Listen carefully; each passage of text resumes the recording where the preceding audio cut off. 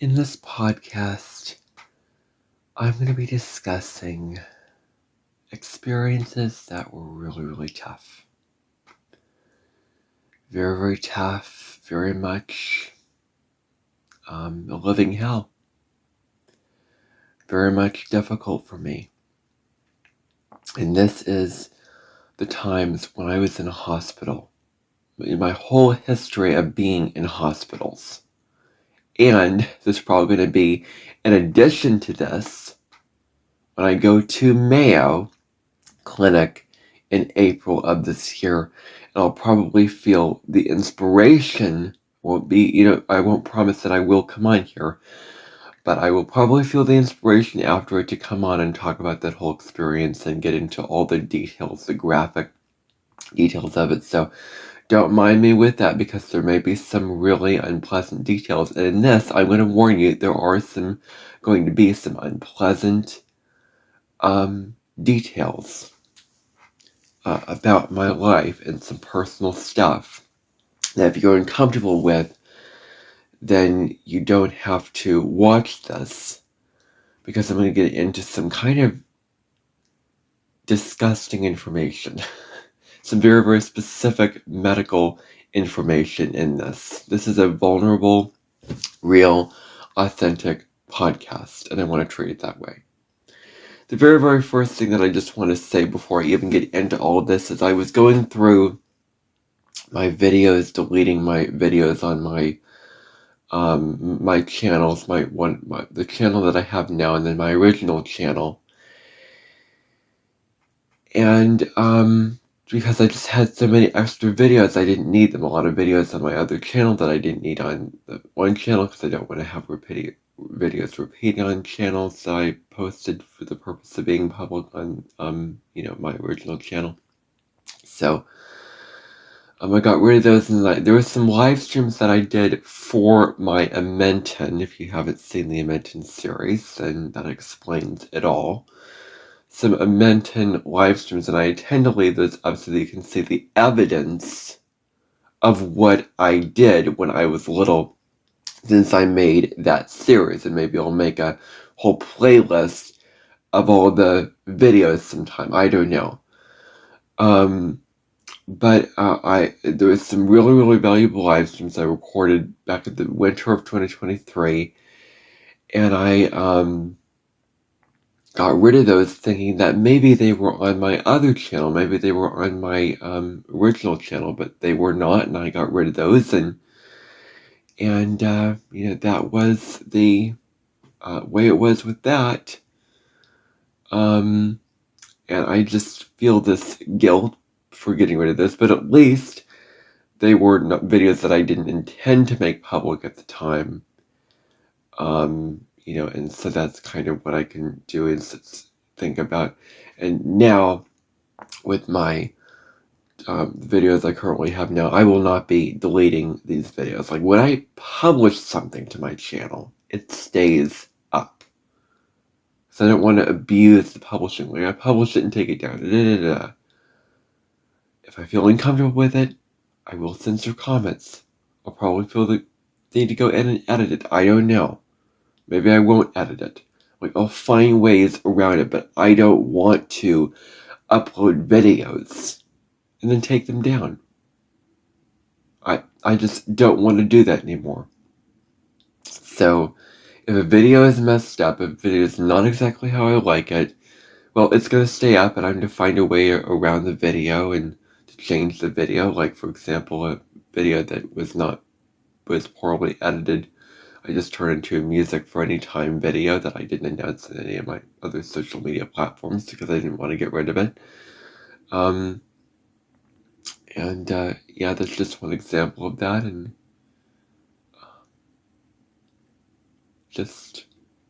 I lost my train of thought. So I'm going to move on with that, because you get the point of that. I want to get to my points in here, but before I do, I also want to mention,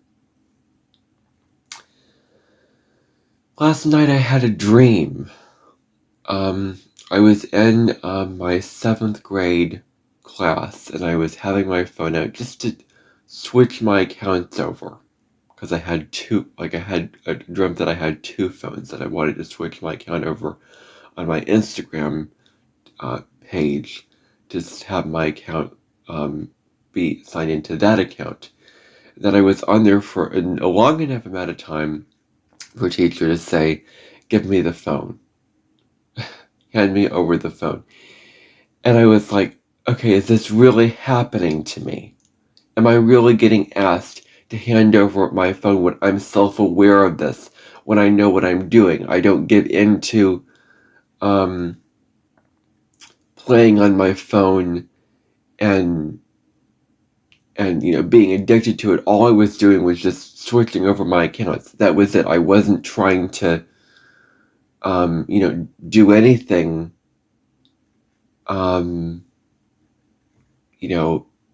like engage with the phone in a way that was addictive. And so that kind of reflected back to me my own self-awareness and others' perception of me on technology, although there's kind of things like that with my phone, where I'm quoting a song lyric from one of my songs. I'm not old techie, but I use technology for my own personal use.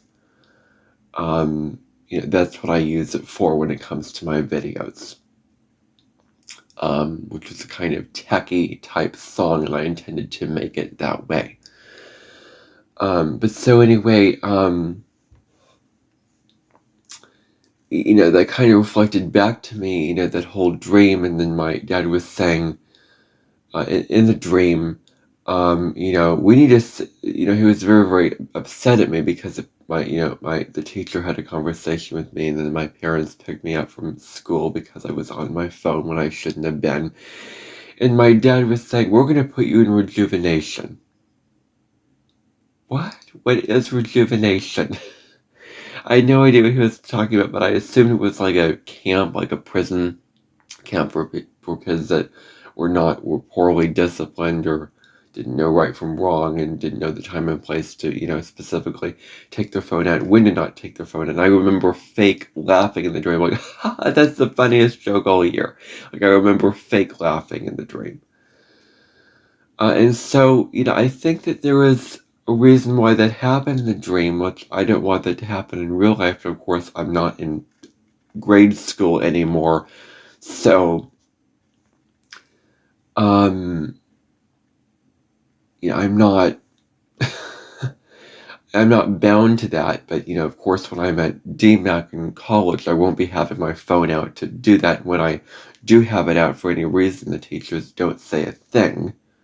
But that doesn't give me the reason to just have it out and use it while I'm in class, because I wouldn't do that. But when I use it, the teachers don't say it or take it away. So I'm well enough aware to know right from wrong when it comes to that. But just that was kind of a like wow, this shouldn't be happening to me. But it did reflect how I was so attached to the phone and technology, specifically for updating social media, and not attached to other things like, living my life and living a simple life, and a simpler life, I guess, and doing other things and focusing on other things and being present. I've heard that several times. And I don't want to come off as a preachy, right from wrong type person of my age on this. But I am saying that there is a benefit to not being so attached, and hopefully this week I will be less attached, since I made so many episodes and done so many things. I'll feel the urge to just detach and not be on it so much, and focus on other things, because I want to focus on other things. I want to read my book, I want to cook, I want to watch my history documentaries, read the history books that I bought, do all these things. So anyway, we'll see what happens with that. All right. Getting into what I wanted to talk about today, the hospital experience. It began when I was very, very little. When I was born, in a hospital. I should start at the very, very beginning. Can I please give away my birth information to you? I don't feel ashamed. I don't feel guilty about doing it. I was born in, I'm not going to give away my date of birth, but I will say I was born in Edison, New Jersey. My family was born in Edison, New Jersey. My parents went to I think graduate school there, Redcross University. That's where they met. They married, and I was born in 2004. So, so this is not based off of the astrology. This is based off of just the hospital experience. So, I was born, April 5th. My mom's water broke, as it happens when you have a baby. I was supposed to be born the 23rd of April. And then I would have had Mercury retrograde in my chart. Well, I am going to get into some stuff here. Sorry. Not sorry. Excuse me. I'm apologizing for the things that I'm saying. Seriously? No, I'm not going to apologize. So, okay, so I could have been born, the due date was April 23rd, or somewhere around that point, and I could have had Mercury retrograde in my chart, but I didn't. I was born an Aries sun, not a Taurus sun. I probably could have had a Gemini moon if I was born that day. So I was born, let me just say, I was born April 6th of 2004, in Edison, New Jersey. Like, I don't feel bad about giving this information away.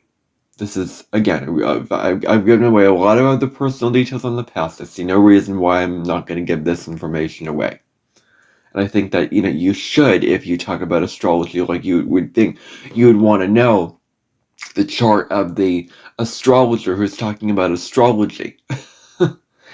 Like I know there's one astrologer that I follow who never gave anything away about herself and her birth data and information at all, and I have no idea if she's a Virgo or a Scorpio or a Capricorn. I'm guessing one of those three signs. She never gave that away, and I'm like, I would really, really like to know when your birthday is, because I'm guessing that you're one of those three signs, or Gemini. So yeah, I would put her in that category. But anyway, my mom's water broke in the middle of the night. My parents went to the hospital, and at 12:49 a.m. in the morning, I was born during a Mercury station. Mercury is standing still in the sky. That's why communication, is so precious in my life. And I have another podcast about my mind and my being on the autism spectrum and, what that means for me personally. Level 1, so I explained that in that podcast. But anyway,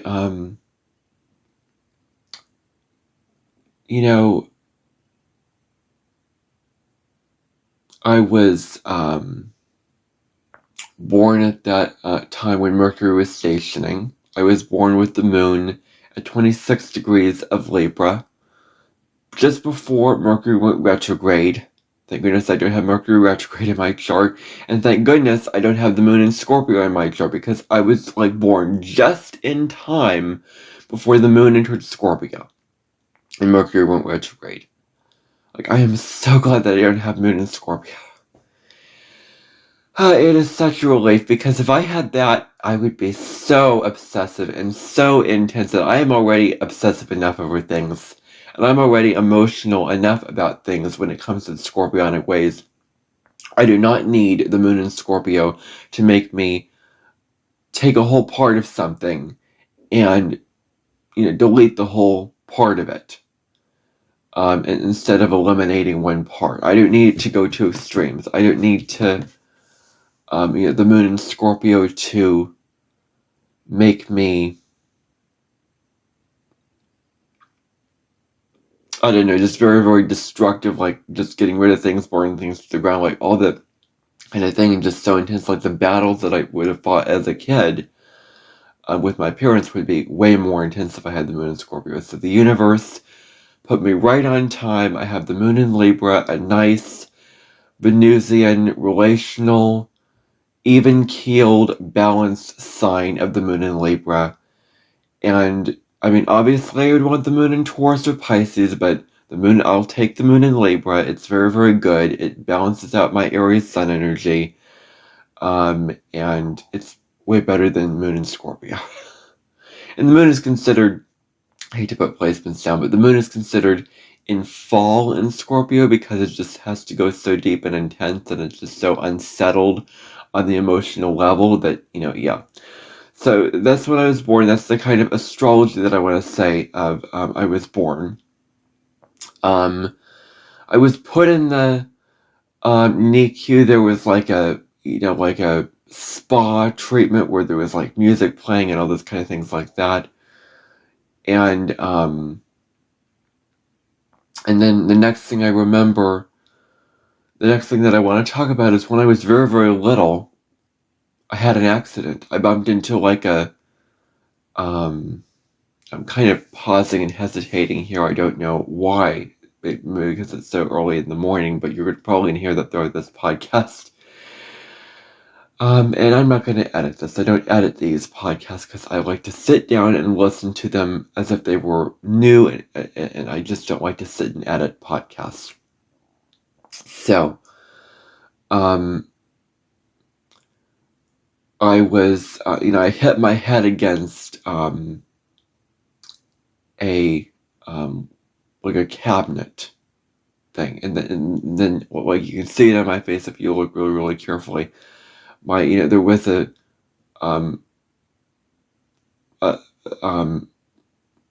my nose broke and my face was kind of split and split into two, I want to say, in a way, and hit and really injured. And so I had to go to the hospital to get that repaired, and thank goodness that they could get that repaired at the time when technology wasn't so good. Phone, YouTube and stuff hasn't even been invented yet by the time. 2 years prior to that, I think. That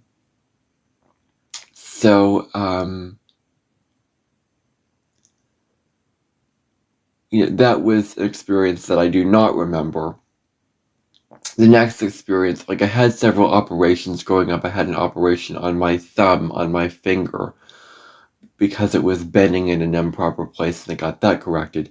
But then the next one I remember was an eye appointment.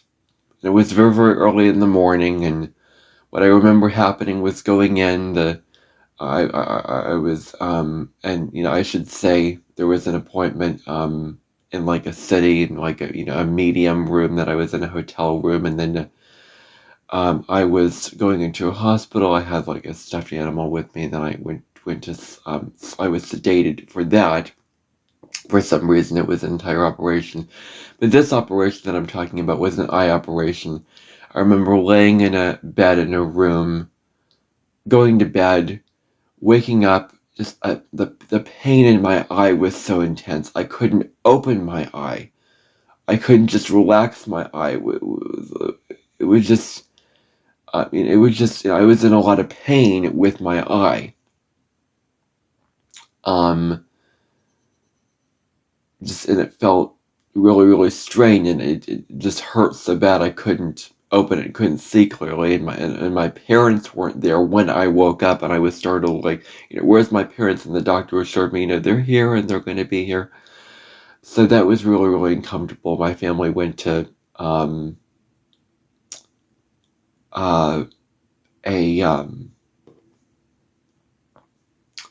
like a fast food place that day, and then I remember I couldn't enjoy it because my eye hurt, and I really didn't care too much about that because but I was relieved that it was done.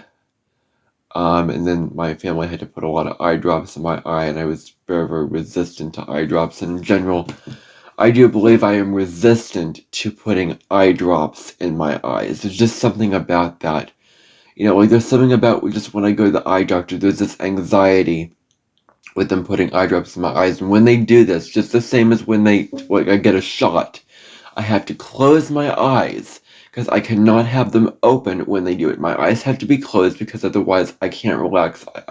My anxiety gets revved up, and it's just so scary to me that I have to close my eyes for them to do that. So that was that experience. Okay, now I want to get into kind of the meatier part of this podcast. Throughout my whole entire childhood growing up and still today, constipation issues have been a really, really huge thing for me. I have constantly have issues going to the restroom. I need to be on all these stimulants and all these things for me to go to the restroom. I cannot go to the restroom like a normal person. I can't. And I wish that my body was regular that way. Otherwise, I wouldn't be in all this pain and having all these things happen to me. But everybody has their issues, and this is my issue with going to the restroom and constipation. When I was little, I repressed it a lot. I would feel these sensations to go, but I wouldn't act on it, and I wouldn't respond to the signals, and I wouldn't go to the restroom when I felt the need to go. And I would hold it in. And now I am like, nope, I don't care what happens, I'm not holding this in. If I feel it, maybe if I'm in public, I will just take a risk and go into the public restroom. I don't know.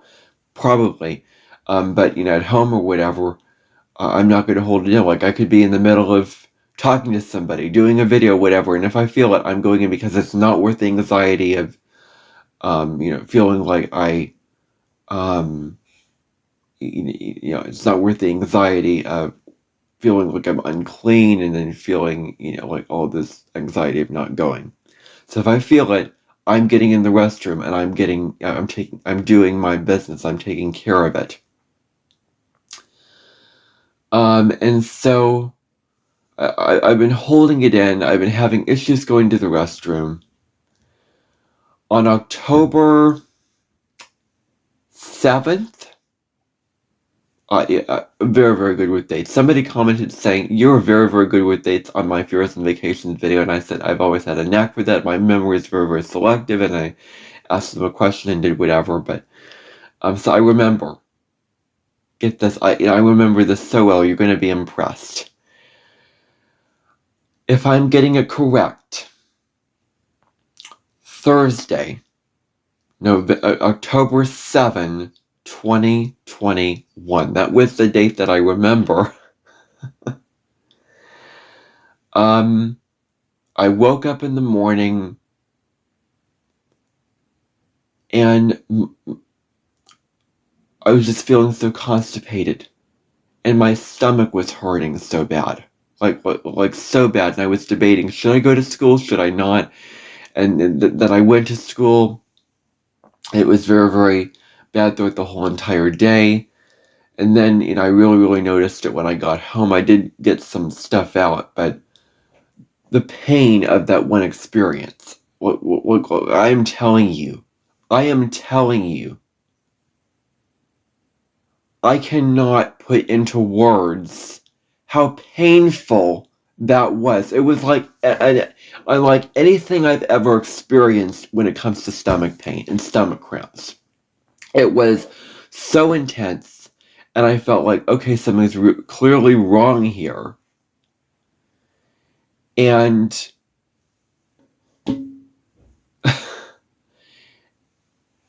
it was obviously because I had a lot of stuff. Like, I was full. I was filled with a lot of stuff, and I was in a very, very uncomfortable pain. I don't want to get ahead of myself here. I was in very, very uncomfortable pain that afternoon. I couldn't even lay down in my bed or in a chair comfortably and relax. I had to constantly, be moving and do up. Like, it hurt to move, but I couldn't relax. Like, I was in chained to a prison, and I just couldn't relax. Like, I was tied up in chains, and I was trying to break free, and I just couldn't relax. Like, the pain was so intense. And it just came to a head. The whole thing came to a head that day. And it was really, really rough. It was rough. And my mom said, okay, we're going to the hospital. We're going to the urgent clinic to take care of this. So, we went to the clinic. We got in. I had an x-ray over my stomach. It hurt to sit in the chair because it still hurt. And the doctor said, you are filled with gas. You are just filled with gas that is not released. And I think my whole childhood I've had problems getting gas out. And I still have problems, and I still have frustration with that, which hopefully the Mayo visit this April will remedy that. Will have me getting it out in a way that is relaxed, that I'm not holding it in, hopefully. But the doctor said, and there's going to be another part to this when I probably get back from Mayo, and I'll talk about it. I'll probably feel compelled to want to come on here and talk about it.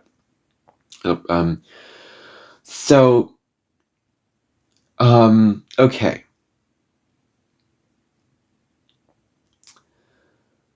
So the doctor said that I was filled with gas abnormally. Like there was like something really, really severe wrong. I don't remember exactly what it was. But the doctor said, you need to go to an urgent clinic. You need to go to an urgent clinic. And I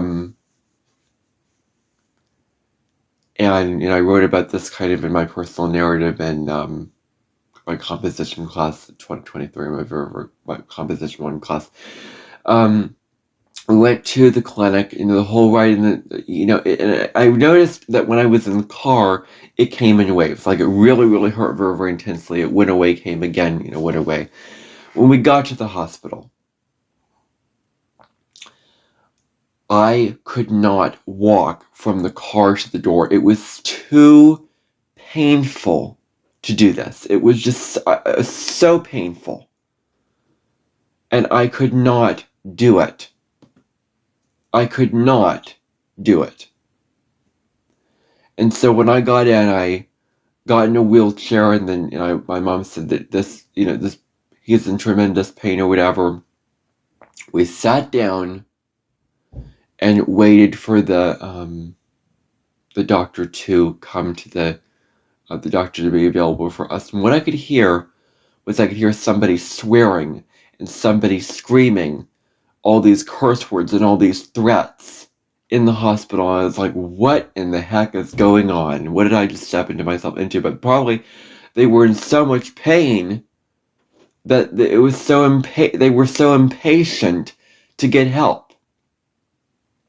Like, if you're in that much pain, you're going to act irrationally. You're going to go crazy. You're going to go berserk, if that's the word for it. Like, the whole thing about the emergency room is very, very, and I should put,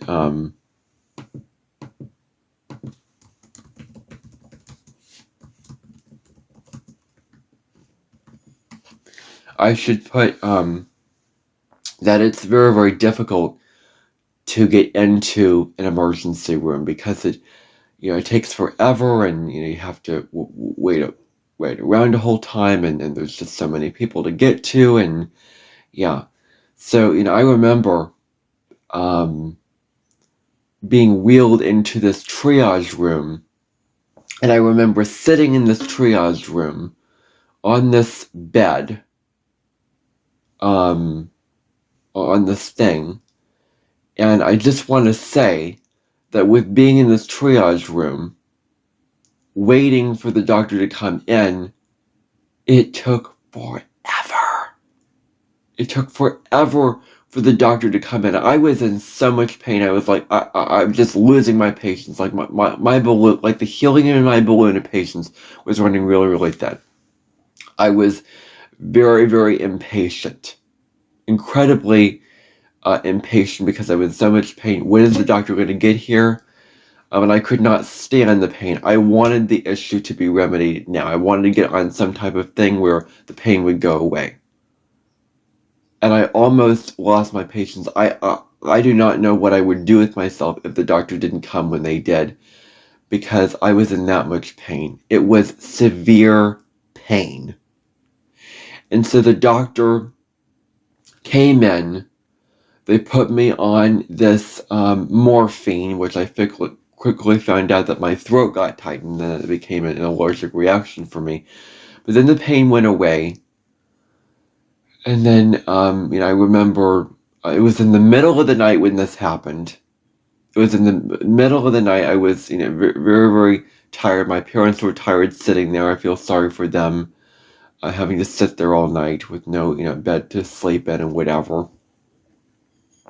And so,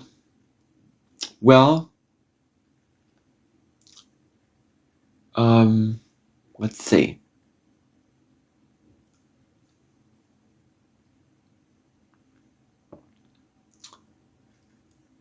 I remember laying down, and I remember feeling relief, but then I went to check my rear end and underwear, and it was, soiled and dirty, because I probably had so much stuff that I was in so much pain. I moved around so much because of the pain.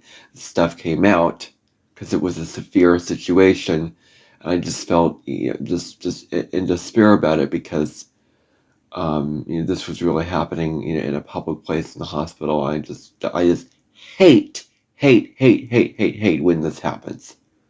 I just hate when if my, as I said, getting into some graphic, gory details in here, if my rear end is not clean, I get super duper anxious, and I get very, very worked up about that, and I get very, very uncomfortable, and I can't deal with it. I just cannot deal with it. That's why the OCD happened with all the wiping and all that stuff in 2022, 2023.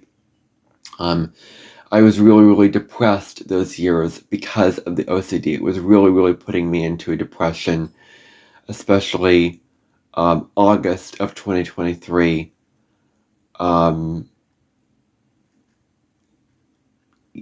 When I had, for, many, many days, for a week, I didn't go to the restroom. That was how long it was. From one Saturday to the next Sunday. I'm dead serious. It was that long.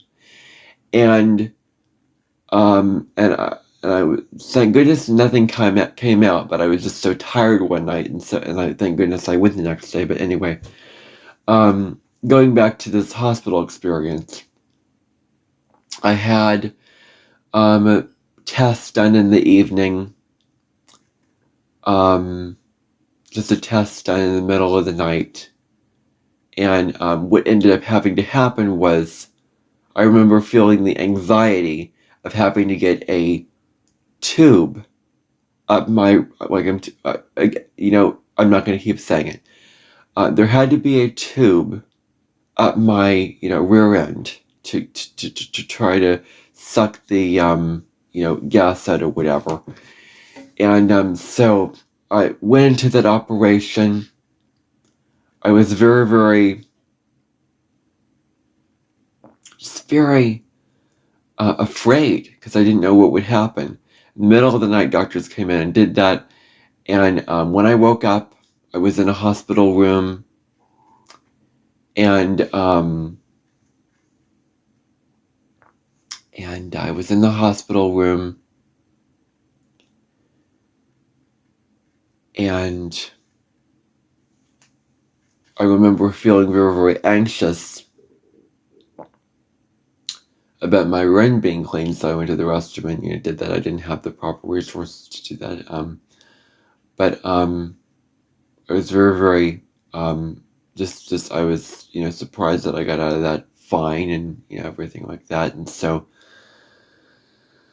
the doctors came in, and then they had okay, this is going to be really, really graphic, so just be prepared. This episode kind of has a red flag to it with how graphic these details are. I'm just telling you right now. this may make you really, really uncomfortable. And it probably already has made you very, very uncomfortable, but if you're watching, it's because you want to hear about it, you want to watch it. So thank you for watching. I just want to say that. So I went into a room where I had, I think it was like an enema put at my, root end, and it was supposed to get wetness in there, make me feel very, very wet. Incredibly wet, so that stuff would come out and I could get some stuff cleaned out. And so it was really, really tough. It was but I was a trooper through the whole experience.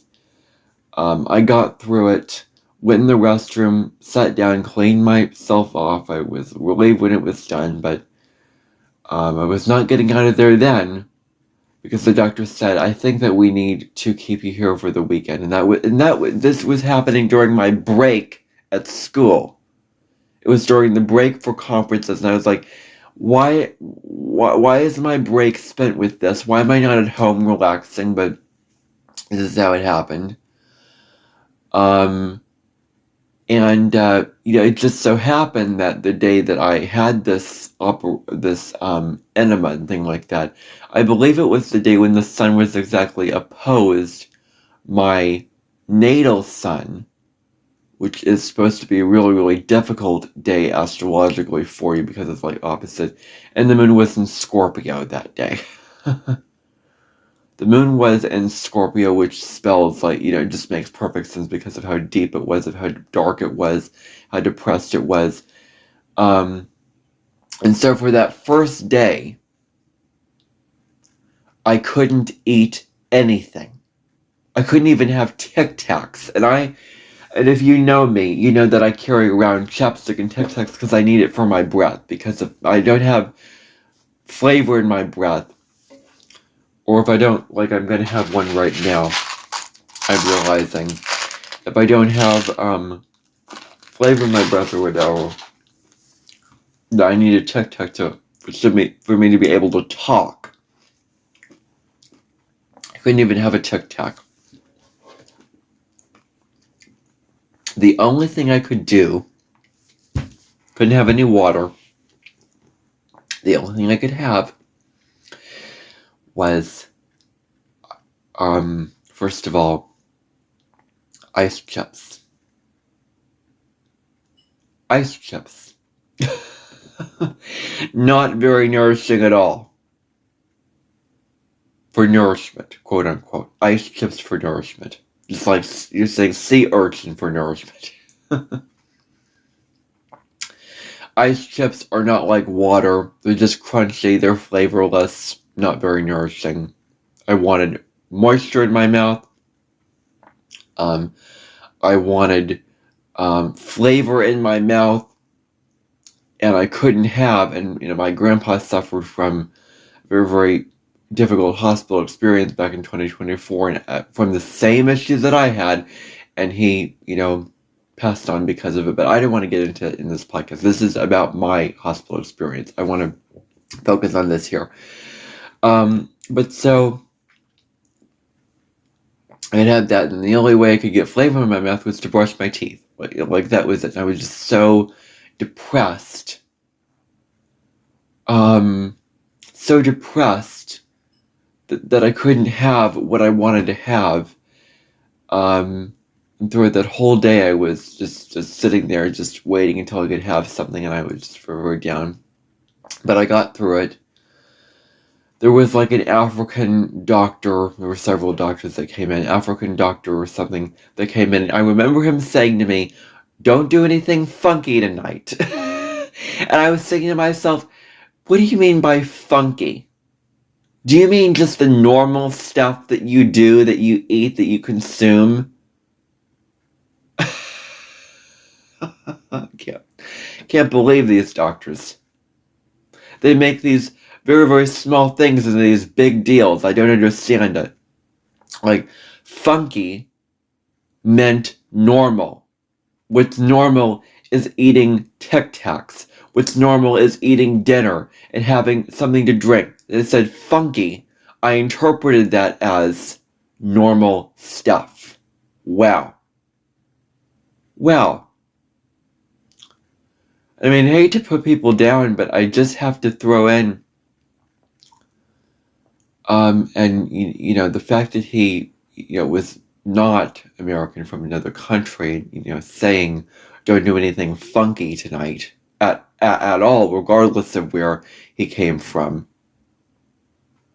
It just kind of surprised me. So that's what I remember about that.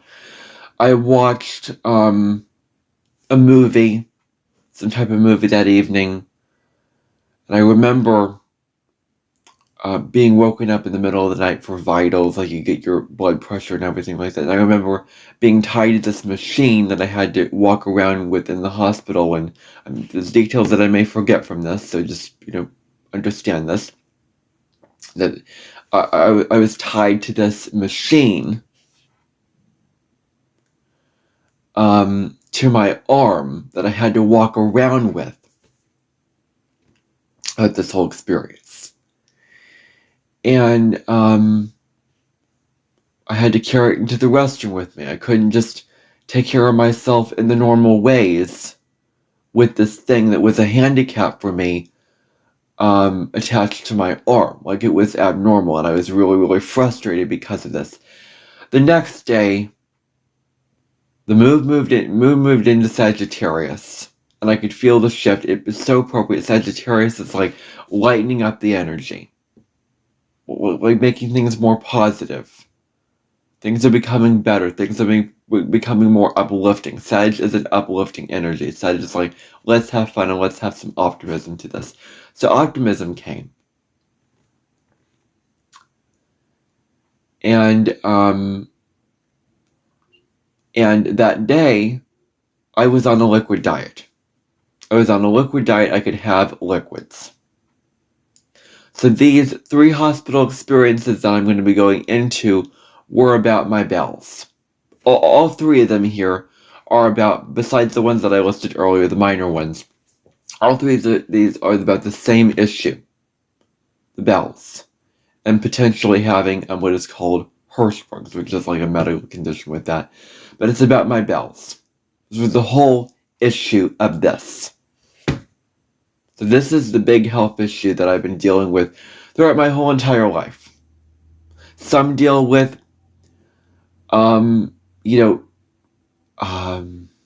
foot issues. Some have handicaps with walking. I have handicaps with going to the restroom. It's a chronic issue. It is a chronic, very, very serious issue that I have medically. And hopefully, when I go to Mayo, it won't be like a rude awakening, like, wow, I thought it was serious, but I didn't think it was this serious. And I hope they're not going to say to me, well, because you've been feeling so good and comfortable, that's actually a problem, and you should have been feeling more uncomfortable, because that tells that your body is not working properly. Like, if I hear that, I will freak out. I don't want to hear that coming out of the mouths of anyone at Mayo, because I've been feeling so good, and now you're bringing me down. Like, the thing about it, doctors have a way of either raising your vibration or sucking your vibration. Like, they can either uplift you or put you down.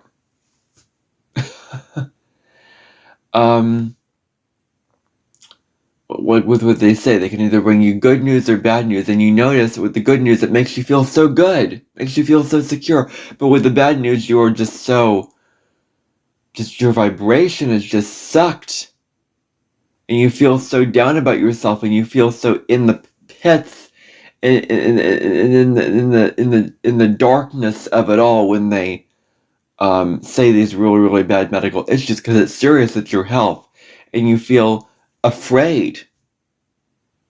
You feel anxious when you hear that. Like, it's a really profound thing that doctors can do to your psychology and your emotional and mental state of being.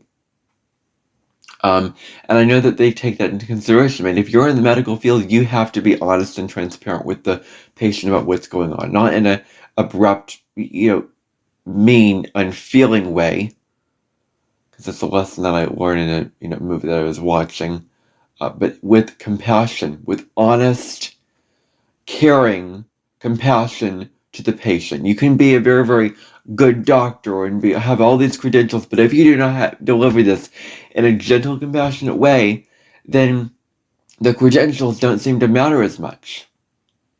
Because that, it takes both. It takes your credentials, your skills in that area, and it also takes you delivering it with compassion. So, that's what I want to say to that. But so, that day I could have liquids. I was on this liquid diet. I could have broth and all these types of things. That the whole day I watched movies or whatever. By the end of the day, I could have food, like regular solid food, and I was feeling so good. And I was really, really uh, um,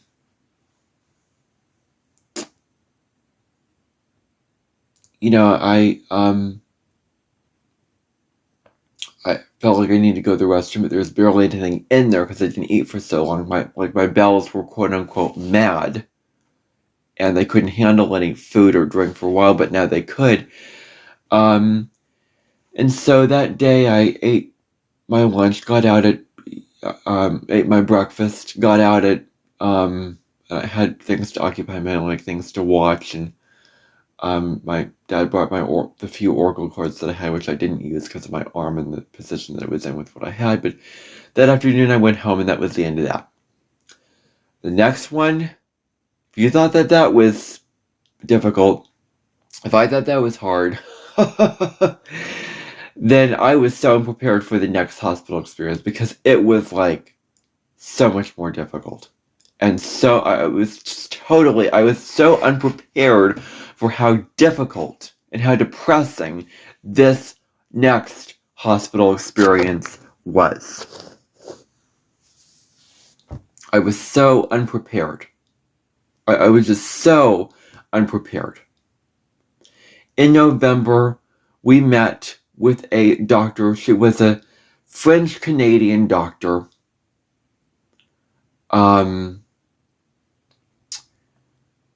Was young, brown hair, very, very, very, very well spoken. I really, really admired her for that. Very, very well put together. I just admired her speaking voice, and her, way of going about it was very, very graceful and really admirable to me, and very mesmerizing to me. But anyway, she spoke and said, you're going to have this operation the 9th of December. You're going to, have this, like a sigmoid resection is what it was, to try to fix the chronic issue of going to the restroom. There's medical details that I don't recall, that I don't want to get into here because I don't remember them. And she gave me the option, like, you're going to be here, and then the other alternative is being on a sack to the side of your body, which was what my grandpa could have had. I just felt so much compassion for my grandpa when he was in that hospital. He was going through it incredibly rough. He felt at the lowest point of his life, and he had suffered through so much depression, like severe depression. Like, I'm talking severe depression, like I think actually life-threatening depression. Like, it's a serious depression thing that he has. No air in his chart. Finds it very, very difficult to communicate. Like, if you don't have any air in your chart, it's very, very difficult to communicate things, to put words to it. Barely any air in his chart at all. My chart is filled with air, so that's why I'm doing all these videos and all this talking. My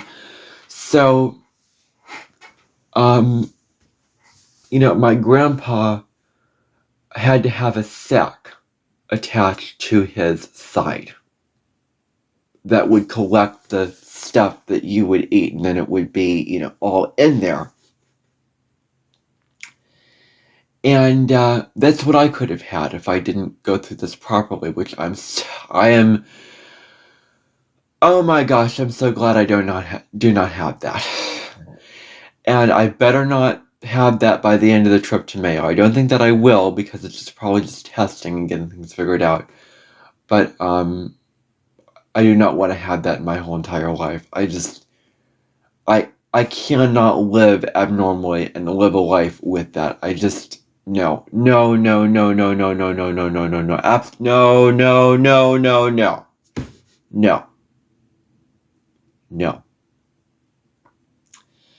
no. So we talked in the consultation. Got a COVID test later in the beginning of December, because you need that, because still COVID was going on and you needed to test if they were fine.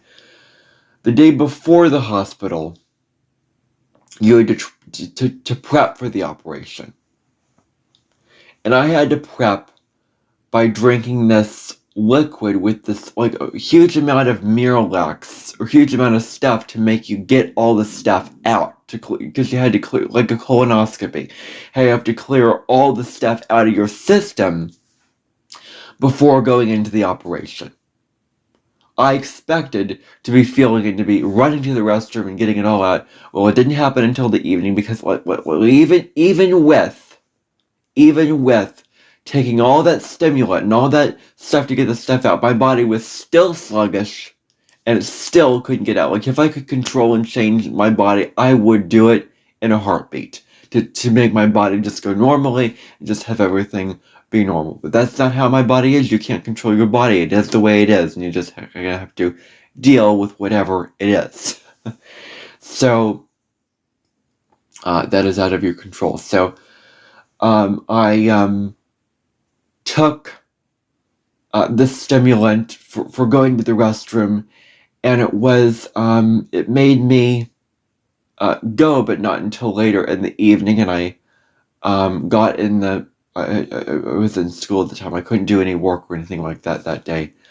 I think, like, I couldn't have. I was on a liquid diet that day. I couldn't have the normal foods. I had Jello for breakfast and all those kind of things like that, and did all that on the 8th of December. Had all these things. With that.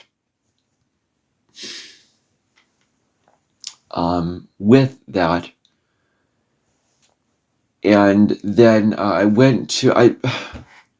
took a shower, did all that, had the evening. I want to get into the day that December 9th. Okay, what happened on December 9th? Woke up in the morning. I, without eating any breakfast, without doing any of that, my family and I were in the car, and we drove to the hospital, to Unity Point Clinic in Des Moines. I was at another hospital for the October operation, but this was a serious medical operation. So Unity Point Clinic, the hospital that I'm really, really familiar with, and I was just so unprepared. Like, I had no idea how much pain I would be in, and how down I would feel, and how scary it would be. Like I had no idea going into this, and it's probably a good thing that I didn't, because then my anxiety would be really, really ramped up. So anyway, I went to the hospital, got in to the checkout room, got a band thing on my finger, which the thing on your wrist, which you need. Got into the triage room to prep for the operation, and I got into this, these clothes, this gown, and whatever you get into, these gloves on your hand, or whatever they put into with that. And then I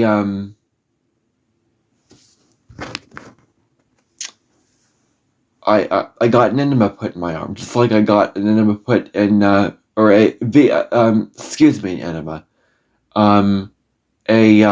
what's it called? An IV, excuse me, an IV in your arm. And I felt so much pain when they did that.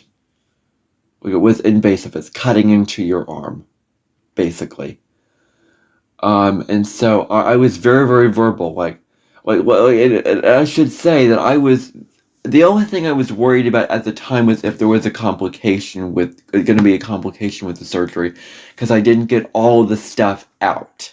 I didn't get all the stuff out of my rear end, I feel like, when I was prepping for it. And I was worried that there was going to be a complication. There was not a complication, I'm going to tell you that right now. But there was another issue that was very, very difficult, which is coming. I'm not there yet, but it's coming. Just wait.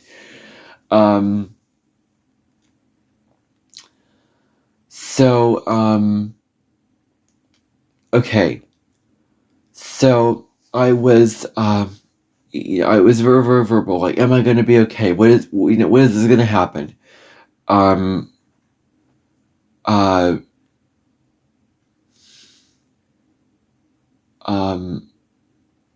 What is going to happen with the operation? What was very, very verbal about it, basically. I can't put into words what I said, but I was really, really verbal. And they were like, you were so verbal. I mean, thank goodness I have my Gemini planets to be verbal. Thank goodness I have my Libra moon to be verbal. It just, my Neptune and Aquarius, you could throw in that, although that's not very important, because that's an outer planet in your chart. But it still matters because it's a part of your chart. But anyway, I was really, really, I spoke up about things. Later on, the doctor, the anesthesiologist came in, basically told me, we're going to put you to sleep, it's going to be fine.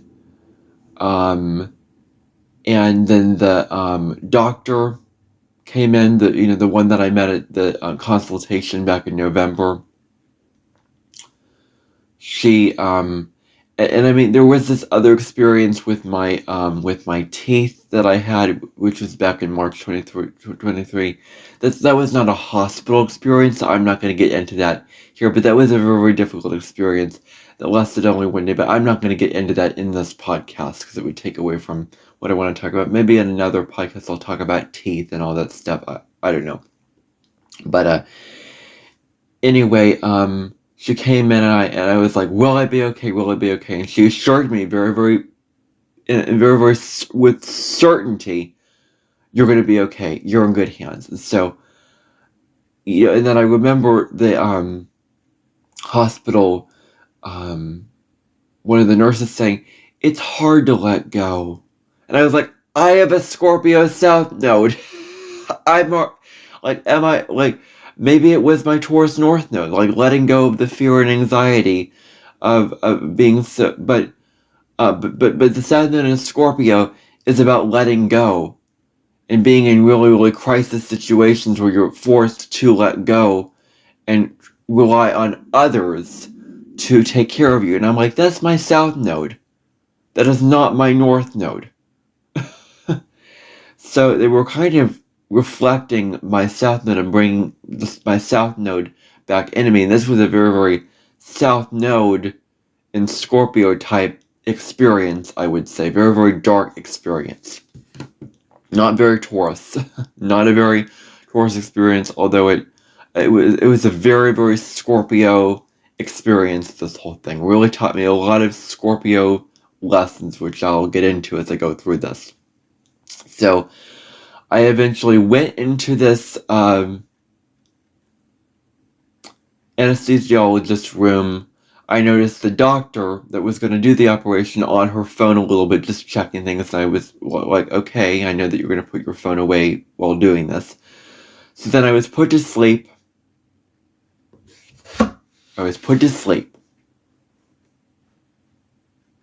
They did the operation. And then I woke up in Shackleton's boat journey.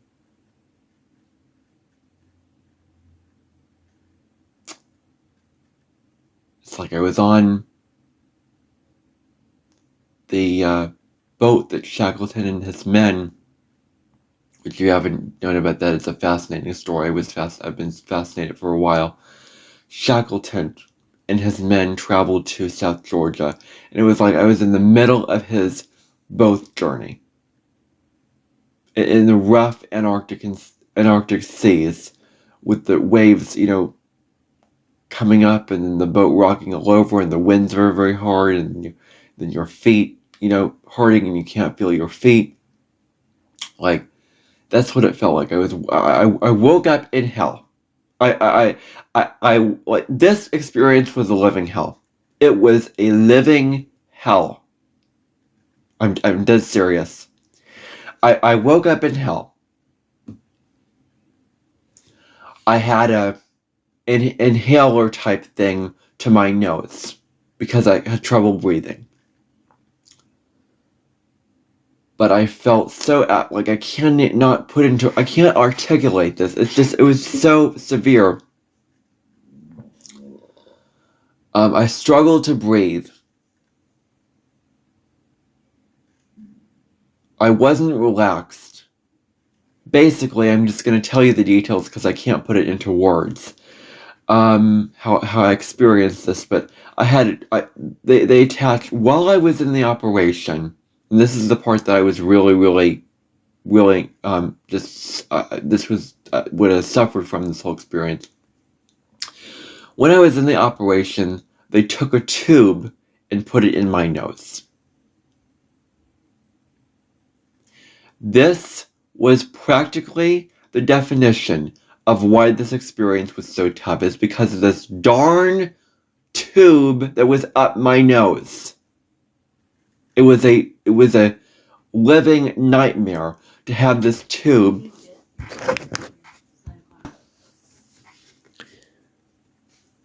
Let me just turn the light up on this. Okay. I had a darn tube up my nose. Thank goodness this was happening at the end of 2021. I remember just being so out of it and being just so, like how my throat hurt for whatever reason. And I asked for throat spray. The only time in my life I actually had throat spray. And I was begging for it because I was in such a desperate situation. I had an inhaler up. I was having trouble breathing. I couldn't get out of the situation. I was stuck in the situation. I had a tube up my nose. You can kind of imagine, if you can, how that felt. It was rough.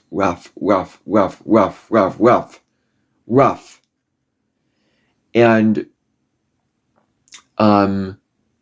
I got the spray, and then I immediately threw it up. Like, I think the word is bile, if I'm getting that right. Like, threw up that, just whatever I put into my body, it just threw up. Like, I threw it up. My body could not handle any liquid, any food at all. Like, it was just so messed up because of the operation that could handle it. My family came. We went into the room. I was still in a lot of pain. I was still really this issue with the tube up my nose was bothering me into the night, and I was really begging for the doctors to take it off. I wanted to be sedated so that when I was sedated, this thing would be in, and when I woke up, it was off. I did not want to have this thing in my nose at all. I wanted it gone. But the doctors couldn't do that. And I asked a doctor in the middle of the night, that night, could you take it off? And she was like, sorry, bud. Like, in a very gentle way that was kind of minimizing the whole severity and the whole pain and the whole discomfort that I felt. Like, it was just minimizing it. Like, sorry, bud, in a very gentle way. it was kind of like an exit door. Like she couldn't do it. She could have easily taken it out, but she was like, sorry, I can't do it. And I was so pissed off that she couldn't just take this darn thing out of my nose. I wanted it out of my nose so bad I couldn't handle it. And so that night was really, really rough. It was in my throat. It was a thing in my throat and up my nose. I could feel something blocking, some object in my throat that I couldn't get rid of, and I couldn't breathe carefully, and I could barely breathe, and I could barely function normally. I was just, it was miserable. Miserable. I'm telling you right now. And so that night, I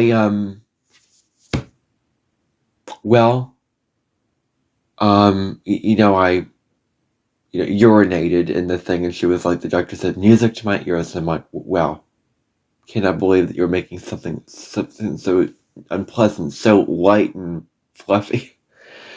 But so anyway, that night I, threw up, was very, very, uncomfortable that whole night. My body couldn't handle it. That was a really, really rough night of having the tube up my nose, of throwing up, of, with that much pain. I woke up the next day, still no improvement. They didn't take it off my nose then. The next day was also a living hell, and I distinctly remember when a doctor came in and she said in a very, very casual, just like you're making small talk, like how people make small talk. And I was like, how you doing? How you doing? How's it going? Like very, very casual, like not severe. And I said very, very bluntly, because I was experiencing it so severe that I had to be honest about it. I said, and it was natural for me to say, this is a living hell. I didn't care what the other person thought of me when I said that. I just said, this is a living hell. And it was a living hell. It was seriously one of the most difficult things that I remember experiencing in my life. It was a nightmare. It was a nightmare, and I was just praying that it would be over soon. I was just praying and holding on for dear life for this thing to be over. And so what ended up happening is, in the middle of that day, the doctors put the tube further up my nose, and that was really, really uncomfortable, when they did that, because I could feel it just going further into my throat, and it was very, very painful, when they did that. So, the doctor that did the operation came into the hospital,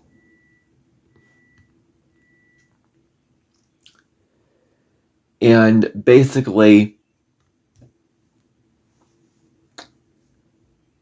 told me, well, if, we can take this out, but you're going to, quote unquote, puke your guts out.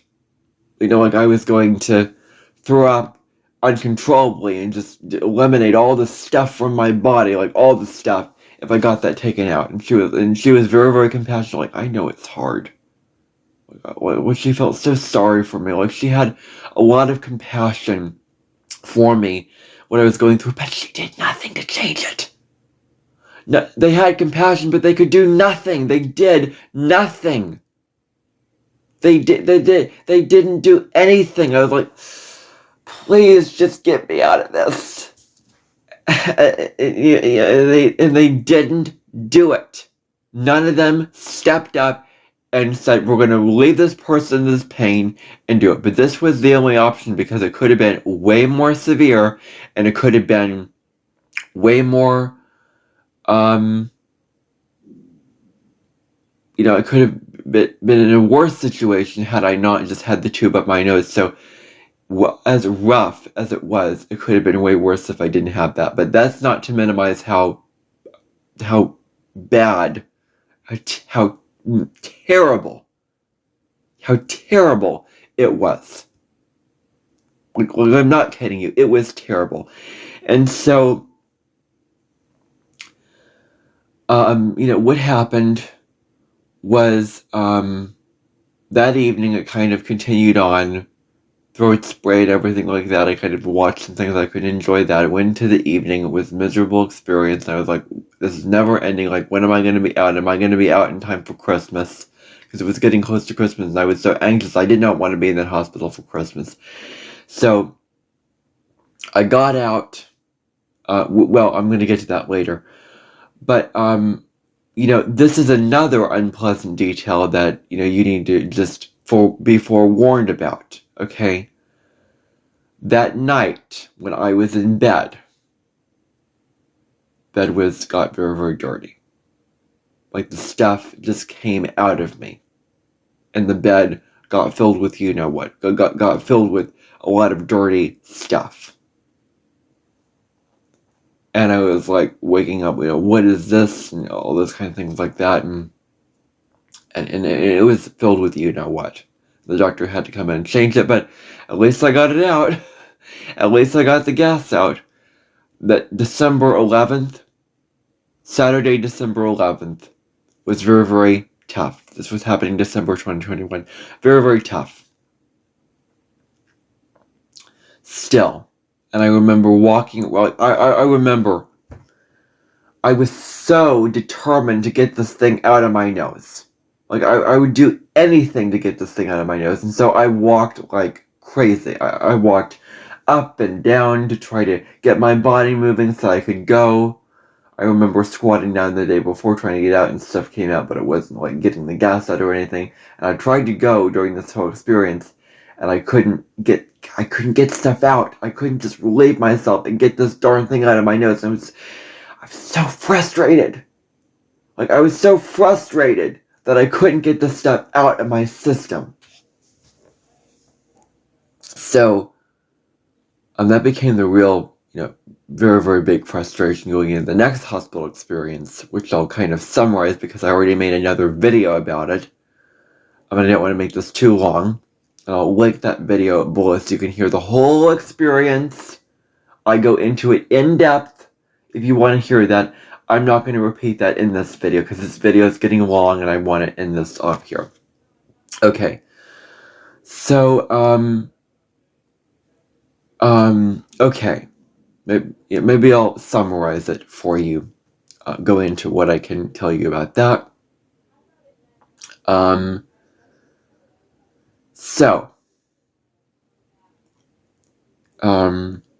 All right.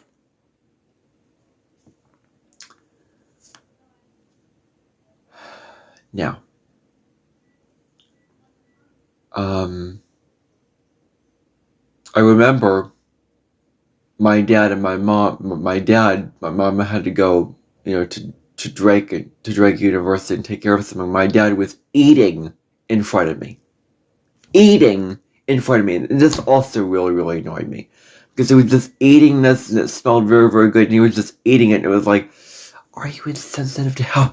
What, like, that's no fair. Why can you eat and I can't? And I'm in this much pain. This much emotional, physical pain in my throat with this thing up my nose. And so, the whole time, I learned... took this from Colette Baron Reid from one of her Oracle card reading videos, is to be comfortable with being uncomfortable. To be comfortable with being in discomfort. Very, very Scorpio. Incredibly Scorpio. This was Scorpio's, this experience was defined by Scorpio. So, okay.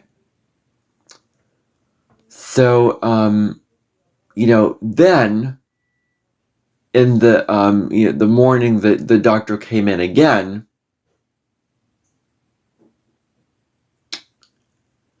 that did the operation and asked, well, she said something along the lines of, I think this is the only time in your life where people want you to just fart and get the stuff out. And so she asked, did you fart up a storm? Did you, get all the gas out? And then my mom over the phone, fortunately said yes.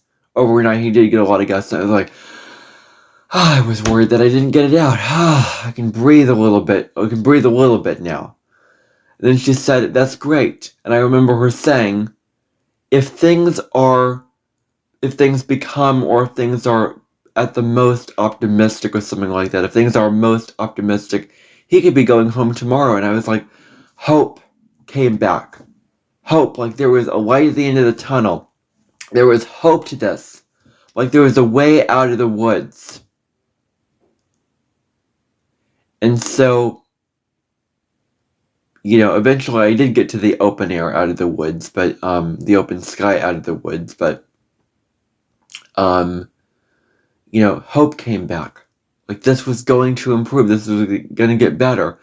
And so all I had to do was just wait and hold on that afternoon until that evening when the doctors came in and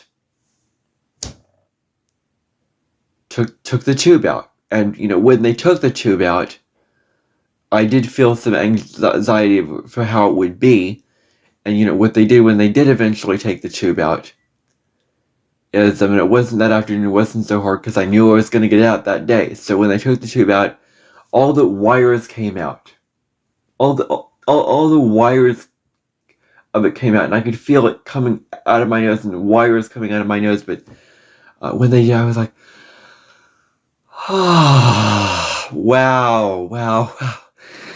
This feels so good. I can actually breathe again and be normal again. Wow.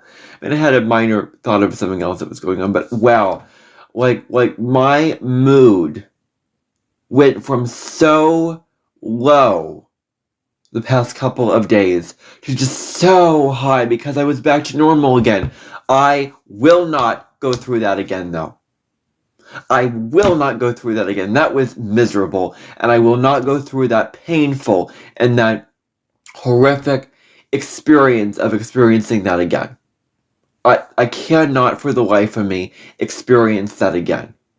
It didn't last very long, but it was absolutely miserable. Absolutely one of the most uncomfortable, difficult things I've had to experience in my life up to that point. One of the most scary experiences that I've experienced. And so that came out, I was just so relieved.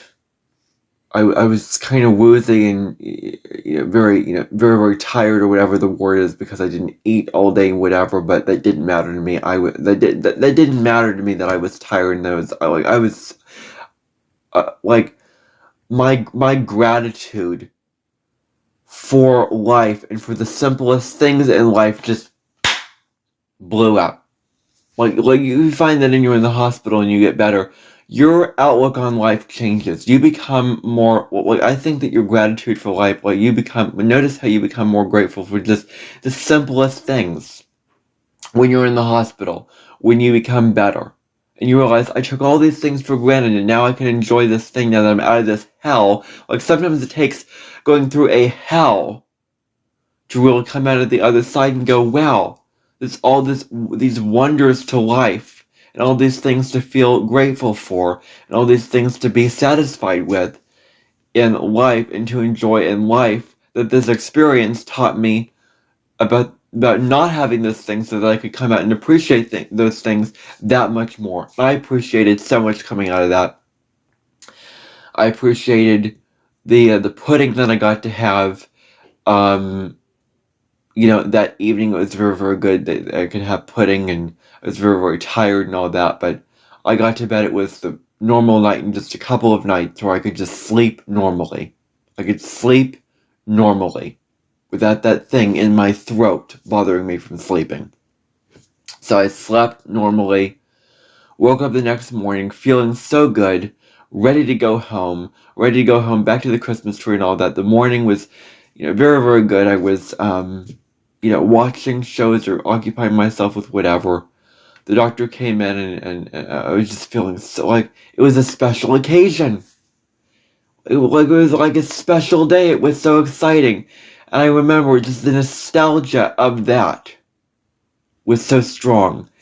And the doctor came in and she was so glad about what I've done. And so, but it did take a while to get out of the hospital. That was the only thing. And I got lunch, and I remember I couldn't just, and I think it was just insensitive for when I was having this thing up my nose for my dad to take a picture, and he said, "Come on, you're going to want to remember this, you're going to want to look back at this." And I was like, nope, no, I will never look back at this. I will never want to look back at this experience. I don't want to see myself in this experience, because I don't want to minimize and see myself in this much pain. So what I did one night, I got on his phone and I deleted this picture without his knowledge, without his knowing, because it was a picture of me that he took, it was a picture of me that I did not want to be on his phone.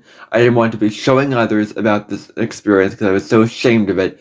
I got on there, I deleted the pictures, but I kept the picture that he took of me eating lunch. And I couldn't just eat normally because I had to be very, very careful of not overdoing it because of my system.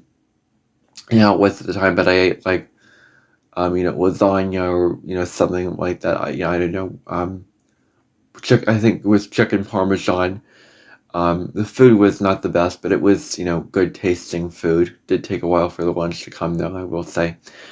So I had lunch, went home, I got out of the hospital. Finally, I could get out into the open. I could walk out the elevator in my normal clothes freely, walking out to the car, driving home. I did have to adjust to a period because my stomach was, in the pain that it was in from that experience because of the operation. Like, there was a slit in my stomach because of it. There's an insertion, I should say, an incision in my stomach. I think it's still to this day, and it was, well, I will say that it wasn't as bad.